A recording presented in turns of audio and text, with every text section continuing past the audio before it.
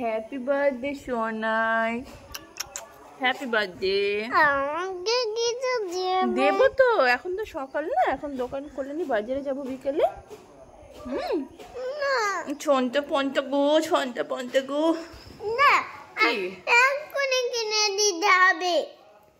এখন এত সকালে দোকান খোলেনি। আজ 10ই অক্টোবর, হৃদের জন্মদিন। আজ হৃদ 4 বছর পূর্ণ হলো।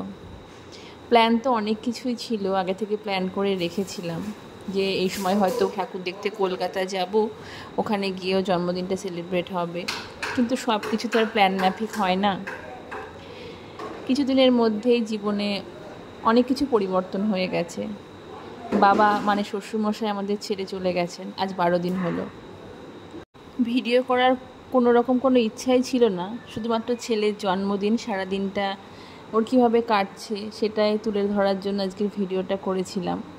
তো সকাল থেকেও একটাই কথা যে আমার জন্মদিন কেউ পালন করছে না, কেউ আমাকে গিফট দিচ্ছে না। কথাগুলো শুনতে খুব খারাপ লাগছিল, কিন্তু পরিস্থিতি এমন, ওর যে জন্মদিন পালন করবো সেই মানসিক অবস্থাও নেই। দেবো হ্যাপি বার্থডে সোনা।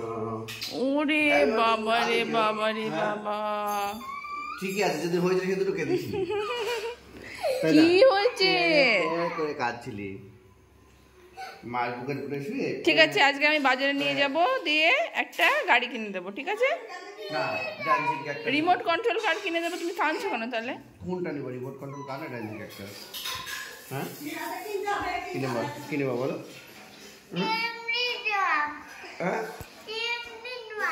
এমনি ট্রাক? আচ্ছা, এমনি ট্রাকই কিনে দেবো।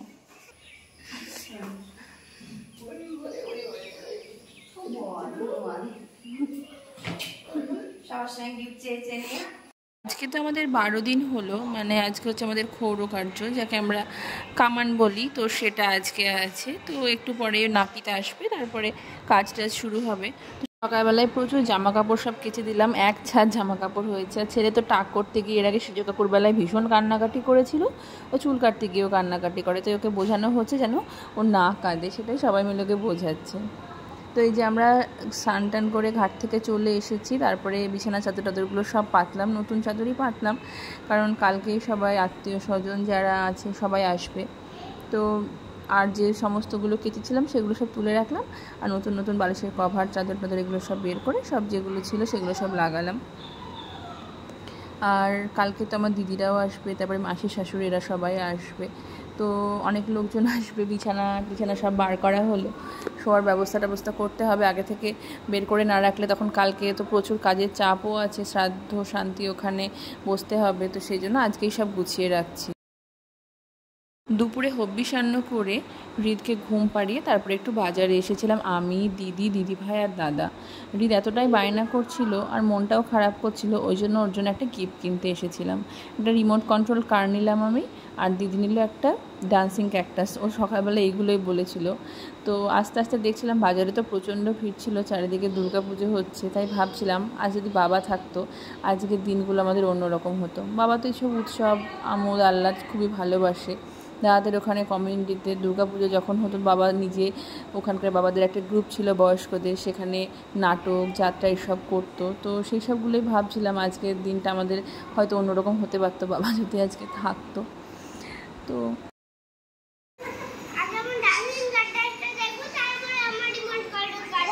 মুখে কি লেগে আছে? মুখে কি লেগে আছে? মুখে বাউলি খেয়েছো? নাও। আমি আগে চলে আসলাম, ও কাঁদছে বলে। হ্যাঁ, এটা আমার শাড়িগুলো ব্লাউজ বানাতে দিয়েছিল সেইটা।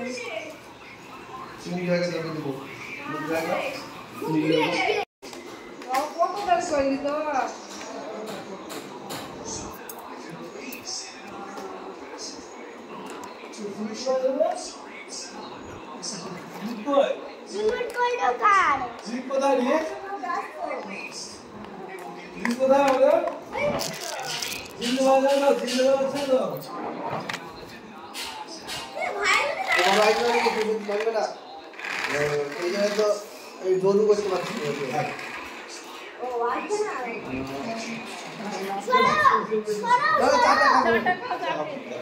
সকালে কাকু কাকিমা এসেছিলো, মানে আজকে তো এই যে যে শাড়িগুলো বাবার বাড়ি থেকে পরতে হয় ঘাটে কামিয়ে, তো সেই জামাকাপড় সব দিতে এসেছিলো। কাকু কাকিমা এখন বাড়ি চলে যাচ্ছে।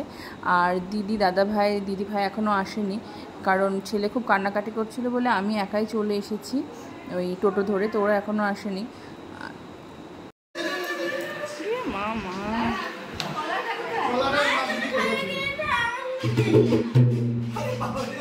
সারাদিন এই বাজারে, এখন সারাদিন।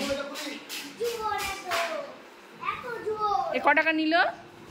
4000। কোন দরকার ছিল এখন এসবের মধ্যে সব করার?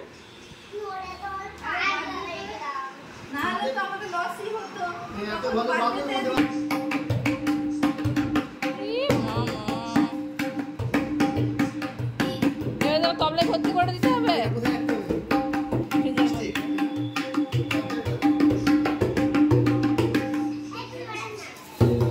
জেঠু জেঠিমার কাণ্ড দেখে মাথায় হাত। গুটলার বাড়িতে গিয়ে ওই যে দিদিভাইয়ের একটা তবলা আছে, দিদিভাই তো আগে তবলা বাজানো শিখতো, তো সেই তবলা নিয়ে সারা দিন ও এরকম করে বাজায়। এখানেও গুটলার কাছে আবদার করেছিল নাকি ডুগি তবলা, আমি সেটা শুনিনি, তো কখন আবদার করেছে ডুগি তবলা নেব নাকি ড্রাম নেব। এখন গুটলা খুঁজে খুঁজে খুঁজে খুঁজে ওর জন্য ডুগি তবলা নিয়ে এসেছে। ঠিক করে করতে হবে, একদম ক্লাসিক আছে শিখতে হবে।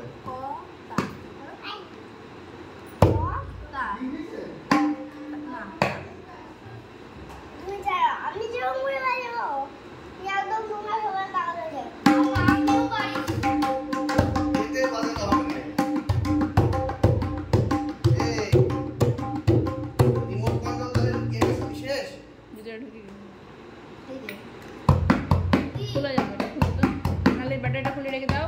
আমি তখন লোকটাকে বললাম, বলো না ঠিক আছে, ওরা নিয়ে আসবে, যেটা খুলে দাও। কি করে দাঁড়া দাঁড়া, থামি আসুক থামি আসুক থামি আসুক থামি আসুক, দিদি আসো আসো আসো আসো আসো না, আসো বল ভাই বসো, দাঁড়া, থামিকে ডাক, থামিকে ডাক, থামিকে ডাক, থামিকে ডাক। তুমি যাও পিছন দিকটায়।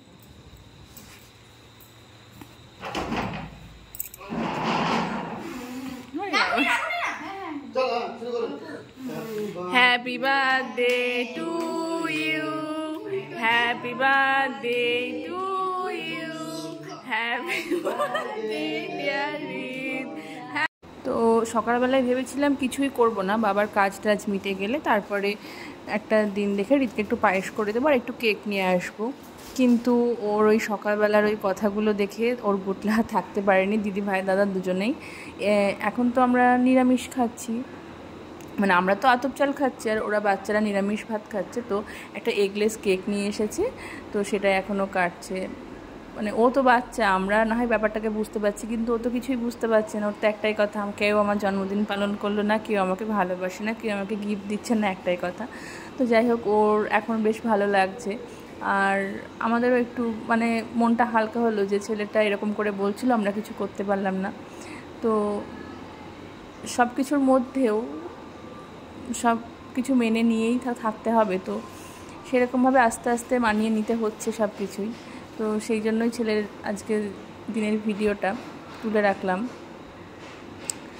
আর এখন স্বাভাবিক হতে সময় লাগবে, কিছুদিন পর থেকে আবার নতুন করে ভিডিও শুরু করব। ততদিন সবাইকে জানাই, সবাই পুজো খুব ভালো করে কাটান, সবাই খুব ভালো থাকুন।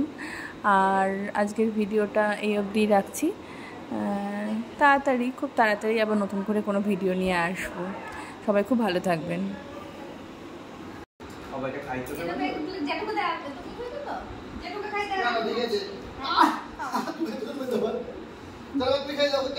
বাবা যেভাবে ধরছিস কেকটাকে